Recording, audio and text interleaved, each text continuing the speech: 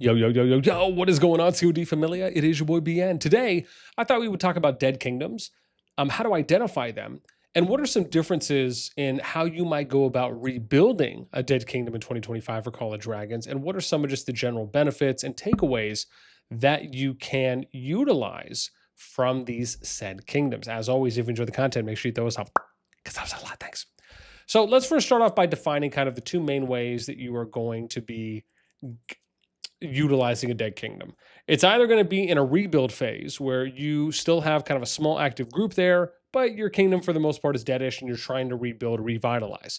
The other way to do it is what we have often seen in more common way is where you have a group of players in an existing active kingdom. It could be moderate to high activity, and they're looking to rebuild in order to trim their fat, their dead weight, so that way they can kind of take, the creme de la creme, if you will, right? Your PvP, your moderate high PvP engagement fighters into a new kingdom.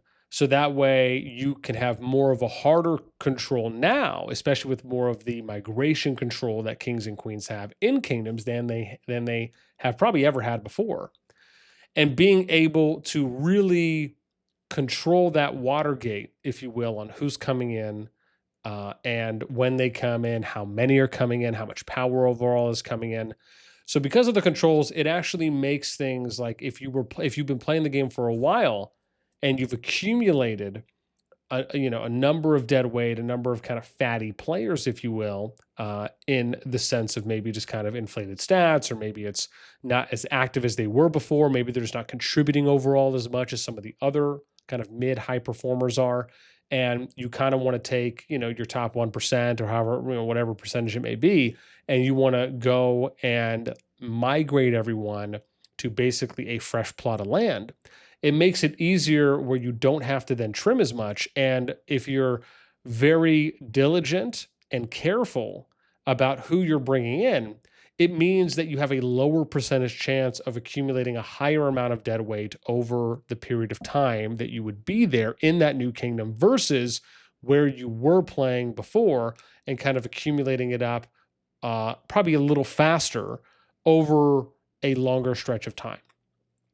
And again, that's like we stated, right? Because it's just some of the updated controls and restrictions that you now have in place as tools for kings and queens.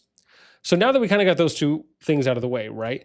The other benefits of going into a dead kingdom or doing a rebuild is actually in regards some way very similar to doing kind of a project or a jumper project, where if you think about some of the common denominators here, the one to me that sticks out the most, which is, and that you'll find is the most similar, is where as a project, you're typically one of your main goals is to go into a new kingdom and establish presence, establish control, and being able to shape and mold the kingdom in the image that your project's goals were founded on. And this is no different than if you are taking an existing group of players and you're leaving one kingdom and you're going into this dead kingdom because you want not only to do things like trim your fat, but you want to be able to shape and mold that kingdom in your image as well, and possibly have a different approach to how that kingdom is being led. And then we get to, as we fast forward a bit, right, how do we identify kingdoms, dead kingdoms, ones that we feel would be just so ripe and so juicy for the picking? Well, one of the ways you could do that is by viewing my sheet. However, once I get an updated one, which I have to wait to get an updated scan from Fuzzy again, but once I do plan to cover this as well, where I was doing a series called like the top 25 dead kingdoms in the game. And this is where I would also identify prime kingdoms for rebuilds, or if you're looking to migrate there and rebuild it that way.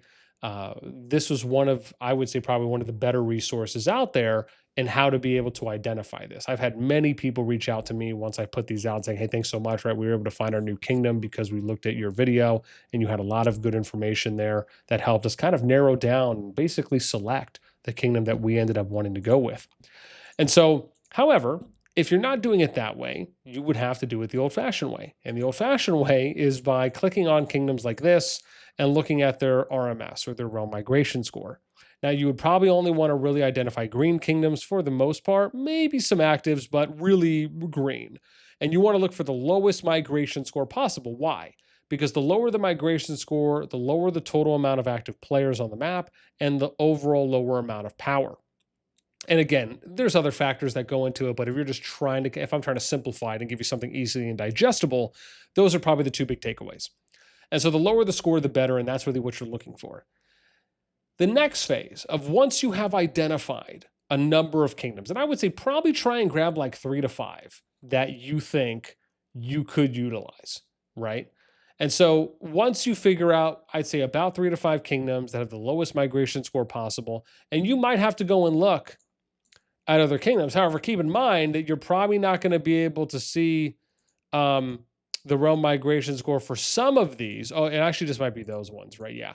So, excuse me. Yeah, for some of these, again, if they're in this period, I think there's like a 7-day window before you can spectate, and that's eventually when you'll be able to look here. But you could still go through some of these, right?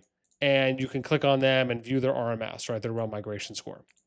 And so once you have done all that work, the next step is you need to go into those kingdoms and you need to, and this is kind of like what my process would be. So you go into the kingdoms, you need to look at what does the territory layout look like? How many shells do they have in each zone? But you probably would focus a little bit more on zone 2 and zone 3. Once you have identified how many shells they have, the amount of territory that they have, if you could find out any other additional information beyond that. And obviously one of the easy ways is like, even if you're just going to go in and spectate, right? I could click on a player's name, click on the alliance, and I can see like how much territory they have, what's the gift level, right? Max members allotted, right? If they do any mobilization, but again, if it's kind of a dead, you may not necessarily do a lot of that unless they just have a previously high score from when they were active, and then obviously now they're not. But go in and look at some of those details. Look at, for example, the power of some of the players in the main alliance, or the one that's in zone 3, closest to dragon and or connected to dragon, kind of giving you an indication on, okay, well, do some people still play here? Is the account a placeholder? Could it still be an active account? Because that could also depend on how you go about approaching. But then this leads to your next step. So once you've identified that and you have figured out this, now, if you're asking me what do I think is good, I do think that if, for example, keep in mind, you can build out however you want. Even if there's just one alliance in zone 3 and one alliance in all the other zones, or if it's only one alliance across only a few of the zone 2s, you could still rebuild and make shells. But if you are able, for example, to find a kingdom that has multiple shells, I would say, 2 to 3, maybe 2 to 4, somewhere around there in zone 3, and then maybe at least 2 in each of the zone 2s. Even if they are different shells, the better. And I say that because if you're trying to see the potential in getting access to multiple shells, especially if they are leveled, there is value in that, because those are ones that you can eventually utilize for things like KVK and beyond. And so looking at the territory, how many shells are there, kind of what's the potential development of each, those are big and important things. They're not obviously deal breakers, but they can be better as you continue to look for those things. Then the next step would be, okay, you've identified a couple kingdoms that you're looking at. You got a couple kingdoms on your list that again are showing some potential. The next step is that you would go through and you would contact the R5s and or the R4s if needed of said shells. Now, the way I would probably do it is starting off with whoever has the main shell. And I say that because more often than not, you may come across a situation where whoever owns the main shell can potentially own or know who does own the other shells.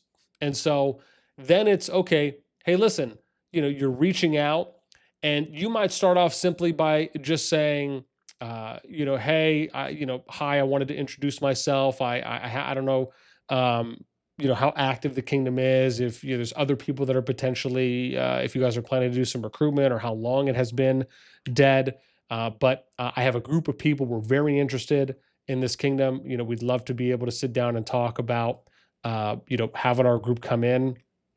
And if there's anything that we can work out, with getting access to shells. And keep in mind, this is where you have to kind of work out your salesman-ish, right? And I'm kind of giving you just a very general template, if you will, but sometimes it's just a matter of I like to kind of ask first and kind of do a little bit of a meet and greet. So you're trying to kind of collect information and figure out where do they stand. You might get super lucky, and some people are just like, listen, man, you know, can I see like it can just be something as simple as like you offer them activity and they can continue playing in the shell that they're in, right, and staying and playing and benefiting from you coming in and doing that, right? And maybe they can hang out and stay either until the alliance is filled, which still gives them plenty of time to reap some of those benefits from spending, and there could be value in that. Other times, you might find situations where they say, "Well, yeah, listen, if you pay me, or you give me this or that, or you buy my migration permits, right? I'll hand over this shell and the other ones." You kind of have to just feel it out, and you have to have a sense of like what is valuable to people in game depending on their playing status, right? Are they free to play, low, mid, high spend? How active are they even? Are you doing them a service by just kind of taking the shells off their hands, and nurturing them? Do they have other players that are in the kingdom that they're looking out for? And just from you coming in and boosting activity, that really just does such an amazing, miraculous number for everyone involved. And maybe they don't really ask for anything. So that's kind of where you have to, like I said, you got to get your salesman hat on, do a little bit of diplomacy there too as well. But then once you have more or less figured this out, and you've started the conversations with the individual or individuals, and you feel like, okay, we have a good plan. They have accepted terms, if you will, right? Then now it's a matter of kind of moving everyone in. And so at that point, you're kind of already getting to your end goal, as far as once you kind of finish and you wrap up your conversation, your uh, discussion, if you will, with kind of whoever is control of those shells in the kingdom. Now, the other side of it is, let's say you didn't want to do that. And let's say you didn't care too much for having any conversation. The other way to do it is you just basically migrate everyone in, and you blitzkrieg it, and then you just create an alliance in zone one, and then you just speed run all the way to the final zone, and you just don't care, either about getting access to any of the other shells immediately, and or it's not your priority, but you'll worry about it once you guys are all in. And that's just so if the kingdom has a king or queen, they can't just shut the door and put a limit on it, right? Which means you'd also would have to try and find some kingdoms that do not have a limit or have a high enough power limit to where you can get all your people in.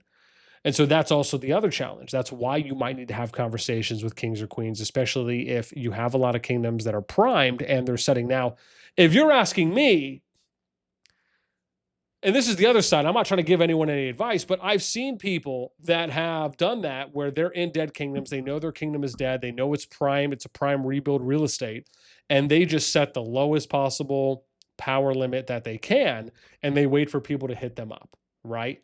And it's almost kind of like, listen, it almost it's almost like they're a realtor, right? And you're like a real estate agent, and you control this kingdom. It's prime rebuild, and you're just selling it to the highest bidder. It's like we're playing Storage Wars, right? Like I'm watching the Storage Wars TV show.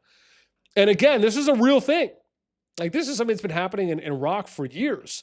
And I'm sure it's already happened in COD for a while. And like I said, there's a lot of different angles that I can touch on for this. I mean, it's such a fascinating subject. But I just want to say that if you are looking to do a rebuild, right, these are some of the benefits. These are some of the things to look out for. These are some of the ways that you can go about identifying and then eventually trying to get access to a good rebuild kingdom. And yeah, like I said, I wanted to try and put something out there that was just kind of a simple how-to guide introduction on how you go about this, what are the benefits, and hopefully how to succeed in being able to identify a great potential future home and landing spot.